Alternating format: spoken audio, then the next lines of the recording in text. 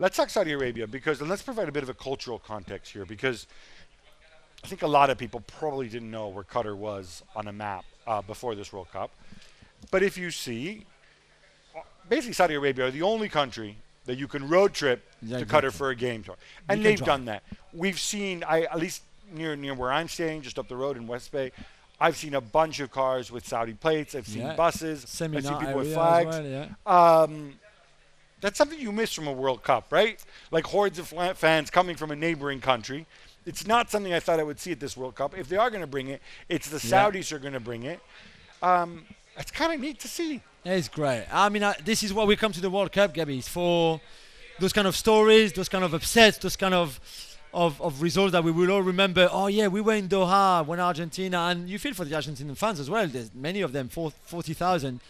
But still, this victory will be, like Herve Renard said, and we will show him a lot of love after, but in the history of the game, of course. Well, let's talk about Renard a little bit because just, again, for people who don't know, people who follow African football know all about this gentleman. He used to have the very cool long hair. He still does. It's maybe not as long as before, but still, it looks like 10 years ago to me. He's a very, very handsome man. He just doesn't age. But same tight white shirt, really tight. Same toned body, and then the face. He won the AFCON with Zambia. He won it with Ivory Coast. At club level, the experiences that he had, for example, back in France, were maybe not as successful. I think he's more of a cup guy in terms of national teams. But what he's been doing with that team in terms of discipline tactically, fitness. I mean, today I thought the fitness was incredible. The runs that they were making, the last ditch tackles, they were always going, the solidarity between that team, that line of five, defensively playing super high because every time they were quick enough to recover, sometimes a little bit lucky, but they were always there. I thought to play such a high line against Argentina and Messi takes a lot of courage, and they did it, and they won. Really fair play. We'll see where this goes. Obviously, Saudi Arabia remembered historically for some very, very heavy defeats. Yeah. And a great goal in '98. And a tremendous goal from Said Al-Wairan, as I recall. Final word on this. We saw a pretty horrific collision at the end of the game. And, I tweeted this out, Jules.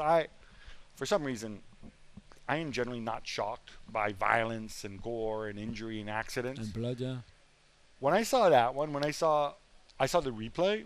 I think they only showed the replay once. Yeah. It is incredible, the violence of the impact. As we understand it, he's getting treatment now. The goalkeeper felt, Al-Dawsari, I think it was, he just felt so terrible. Yeah. Although it's just it's an accident. I don't know if he can really avoid him.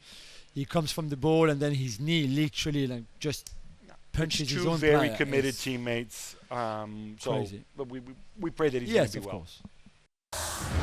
Well, thank you very much for watching ESPN on YouTube. For more sports highlights and analysis, be sure to download the ESPN app. And for live streaming, premium content, and let's not forget as well, ESPN FC 7 days a week. Subscribe to ESPN Plus.